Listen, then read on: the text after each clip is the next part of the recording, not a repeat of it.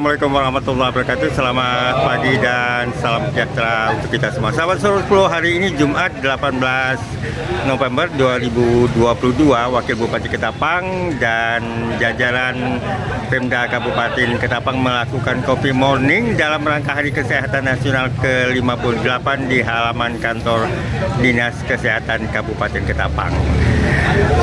Kami bersama Wakil Bupati Ketapang, Farhan, dan Kepala Dinas Kesehatan Kabupaten Ketapang, Rustami. Pak Farhan, problem kesehatan yang harus diselesaikan dengan segera ini apa, Pak? Baik, jadi problem kesehatan yang harus diselesaikan dengan segera itu adalah penyakit yang istilahnya itu istilahnya PTM, penyakit tidak menular. Jadi itu yang harus segera ditangani. Karena kita tidak tahu situasi kehidupan seharian masyarakat. Kalau dia penyakit yang menular itu sudah jelas diketahui, jelas diketahui, misalnya menular itu adalah TBC. Jelas diketahui dari awal kita bisa tangani. Tapi kan yang penyakit tidak menular ini dalam kehidupan keseharian kita tidak mengetahui. Faktor risikonya itu adalah sangat tinggi. Nah, dengan demikian problem inilah yang harus diatasi di tingkat kabupaten ini. Nah, tadi saya sudah katakan bagaimana kekuatan SDM, bagaimana memilih program yang tepat untuk mengatasi hal-hal seperti ini.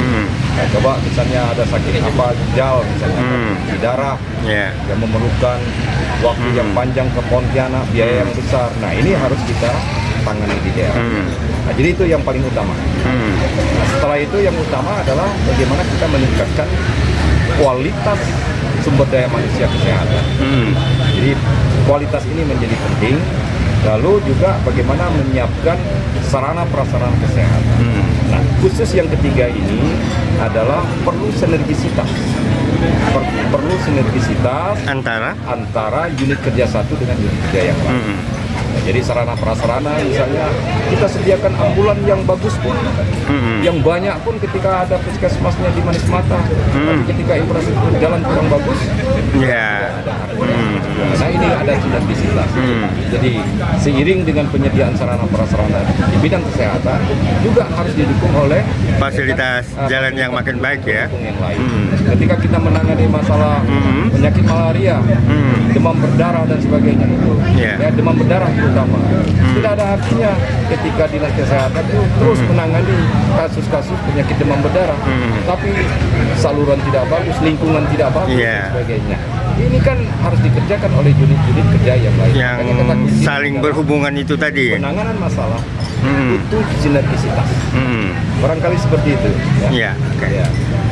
Pak Rustami melihat sebenarnya kan penyakit yang tidak menular ini kan karena gaya hidup yang sebenarnya sudah meningkat yang terjadi di Ketapang ini.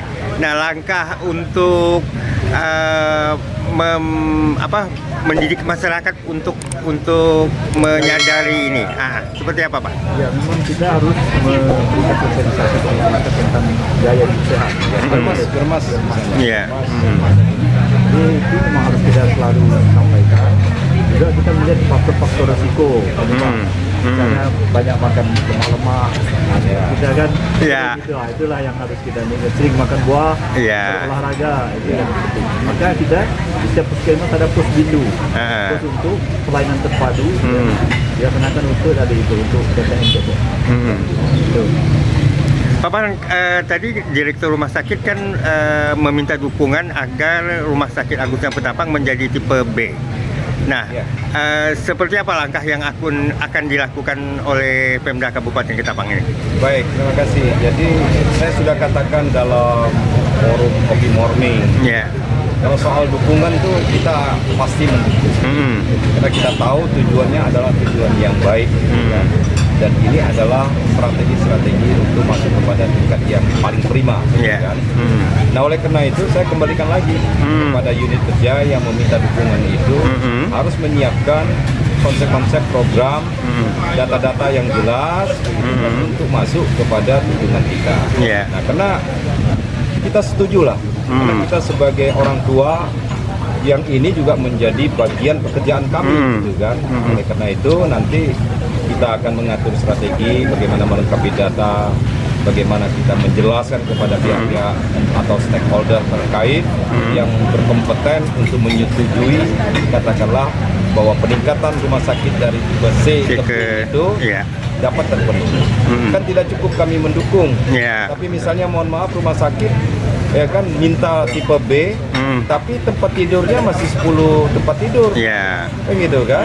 Nah, artinya rumah sakit sudah menyiapkan kesiapan kriteria yang sudah terpenuhi, nah baru kita akan berjuang bersama-sama, ya kan, untuk supaya ada perubahan dari tipe C menjadi tipe B. Misal dokter juga kurang, terus si staf terus menyampaikan kepada kami bahwa ini harus naik tipe B, ya tidak bisa. Nah, artinya kita harus masuk kepada kesiapan dokter dari masing-masing poli. Nah, poli ini harus sekian dokter, poli ini harus sekian dokter. Nah, ketika itu sudah masuk lengkap sesuai dengan kriteria, nah ini baru kita proses administrasi. Pak, kalau tadi usulan Puskesmas untuk ODGJ, ya kita mendukung juga, melengkapi administrasinya, kalau dokumen kelayakannya. Nah, itu nanti baru kita akan masuk kepada penganggaran. Nah, penganggaran yang dimasukkan itu kan nanti kita sudah carikan solusi tadi. Kita bisa ajak stakeholder yang lain, partisipasi dan sebagainya dalam rangka untuk mengoperasionalkan katakanlah rumah sakit untuk orang dengan gangguan jiwa. Saya pikir semuanya saya serahkan konsep yang matang. Kami tetap memberikan dukungan penuh. Oke, makasih Pak Farhan.